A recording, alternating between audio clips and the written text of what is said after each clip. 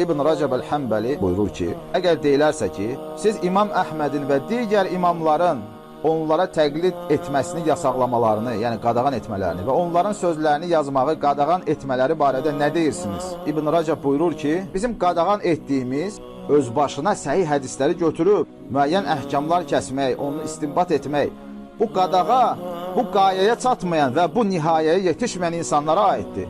Və deyir, bu məsələlərdən yalnız çox az bir hissəsini anlayan kimsələrə aiddir. Onlara şübhəsiz ki, ictihad etmək icazəli deyil.